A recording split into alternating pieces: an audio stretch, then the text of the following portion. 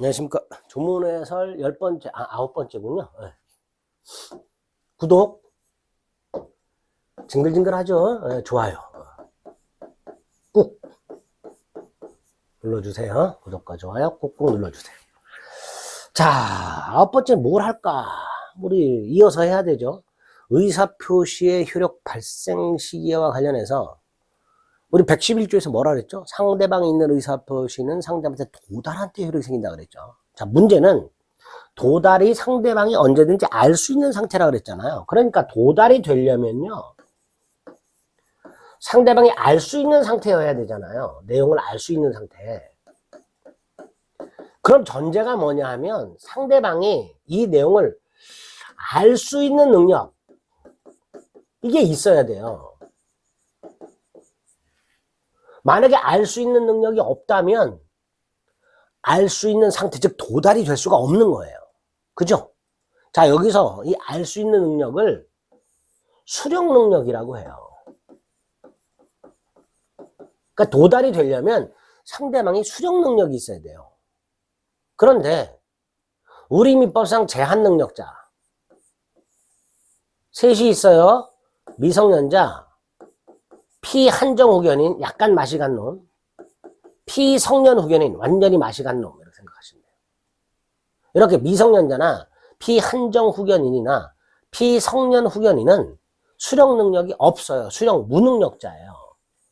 그러니까 갑이 을에게 의사를 표시했고 을이 그 갑의 의사 표시를 수령할 때 제한 능력자였다면 도달이 아닌 거예요. 그러니까 표의자는 도달을 주장을 못하는 거예요. 다만 제한 능력자인 상대방이 도달을 주장하는 것은 괜찮아요. 그럼 보세요. 갑은 도달을 주장하지 못하고 상대방은 도달을 주장할 수 있잖아요. 이걸 제가 뭐라 그랬죠? 한쪽은 주장할 수 없어. 상대방은 주장할 수 있어. 이걸 뭐라고 표현한다 그랬죠? 대항하지 못한다 그랬잖아요. 그러니까 대항할 수 없다라고 돼요. 보겠습니다. 의사표시의 상대방이, 자, 갑이 을에게 의사를 표시했을 때 그 을이 그 갑의 의사표시를 받았을 때, 수령한 그때 제한 능력자였던 경우, 즉 을이 미성년자였거나 피한정 후견이었거나 피성년 후견이었던 경우 의사를 표시한 갑은 의사표시로서 대항할 수 없다. 즉 갑은 도달을 주장할 수 없다. 도달했다, 효력이 생긴다, 주장 못한다. 그러나 상대방 을이 도달을 주장하는 것은 무방하다. 그래서 대항할 수 없다라고 표현되어 있다. 두 번째가, 그럼 갑은 언제 도달을 주장할 수 있냐? 갑은 천년 만년 도달을 주장 못하냐? 그건 아니고, 상대방 제한능력자잖아요. 제한능력자에게 뭐가 있어요? 법정 대리인이 있습니다. 예를 들어서 미성년자에게는 부모가 있고요. 피한정 후견인이나 피성년 후견인에게는 후견인이라는 법정 대리인이 있어요. 이 법정 대리인이 도달 사실을 알았어요. 그러면 표의자 갑도 도달을 주장할 수 있다. 이렇게 되는 거죠. 그게 112조의 뜻이 됩니다. 해석을 읽어볼게요. 의사표시의 상대방의 의사표시를 받은 때 제한 능력. 갑이 을에게 을과의 계약을 취소한다라는 내용 증명을 보냈고 을이 이걸 수령했는데 을이 갑의 의사표시를 수령할 때 미성년자이거나 피성년 후견인 또는 피한정 후견인인 경우를 의미하게 됩니다. 이때 표의자는 의사표시로서 대항할 수 없다. 무슨 뜻? 갑은 을에게 도달했으니 효력이 생겼다고 주장을 못해. 하지만 상대방 을이 도달을 주장하는 것은 무방해. 그 다음 갑은 언제 도달을 주장할 수 있다고요? 제한 능력자인 상대방의 법정 대리인, 부모, 후견인이 도달했다는 걸 알았을 때는 그러하지 아니하다, 대항할 수 있다, 도달을 주장할 수 있다. 이렇게 되겠죠. 조심할 거는요, 상대방의 법정 대리인이 도달을 안 후에는 도달을 주장할 수 있다요. 알았거나 알 수 있었을 경우에는이 아닙니다. 조심하셔야 돼요. 알았거나 알 수 있었을 경우를 많이 보다 보니까 잘못하면 그게 입이 붙어요. 그러니까 혹시라도 상대방의 법정 대리인이 의사표시가 도달한 사실을 알았거나 알 수 있었을 경우에는 그러하지 아니하다. 그럼 틀린 지문이 되는 거예요. 112조는 분명하게 안 경우에만 표의자도 도달을 주장할 수 있도록 해놨습니다. 자, 기출지문을 볼게요. 갑의 계약 해지에 관한 내용 증명 우편이 을에게 도달한 후에 을이 성년 후견 개시 심판을 받았어요. 잘 읽으셔야 돼. 갑의 내용 증명이 도달한 때 을이 성년 후견이 아니라 을에게 도달하고 나서 을이 성년 후견이 개시가 된 거예요. 그러면 을은 갑의 의사표시를 수령할 때 능력이죠. 능력이 아니고 능력자가 아니었잖아요. 오타가 있네요. 을이 갑의 내용 증명을 수령할 때는 제한 능력자가 아니었잖아요. 수령하고 나서 제한 능력자가 됐잖아요. 그러니까 갑의 의사표시는 그대로 효력이 생긴다라고 해야 되죠. 이렇게도 지문이 나오는 거예요. 그래서 112조는 다시 한번요. 갑의 의사표시를 을이 수령했을 때, 그때 제한 능력자인 경우에 관한 규정입니다. 조심하시기 바랍니다.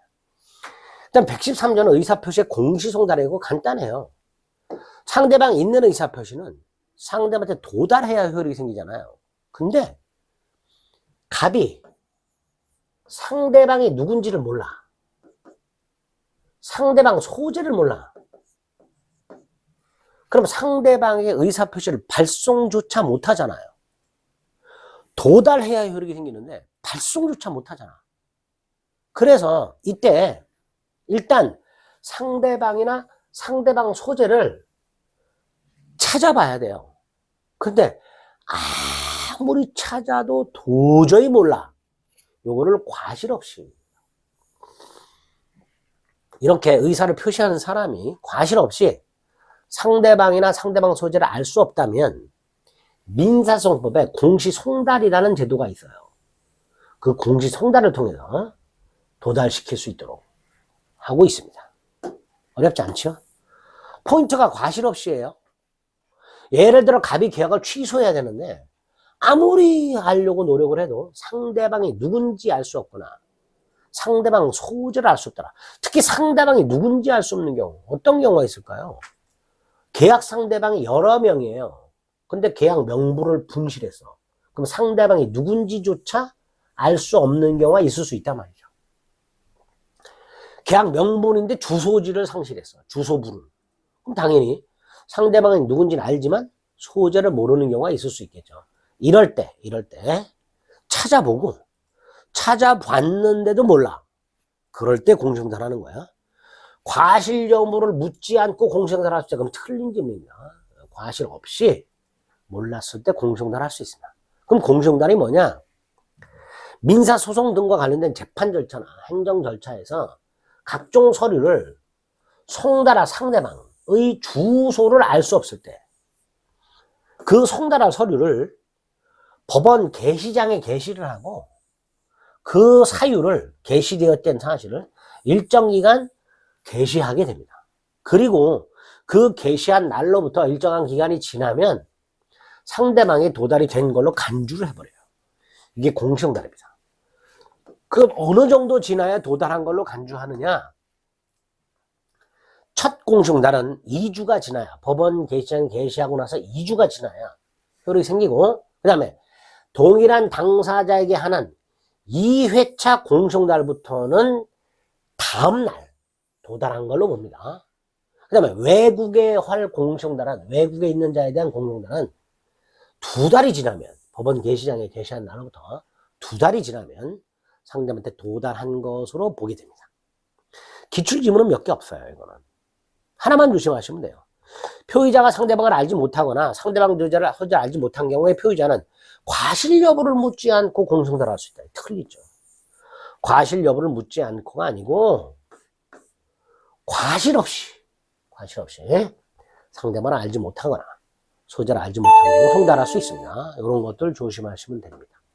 112조하고 113조는 크게 어렵지 않으니까 이런 정도 내용으로 조문을 파악하시면 되겠습니다.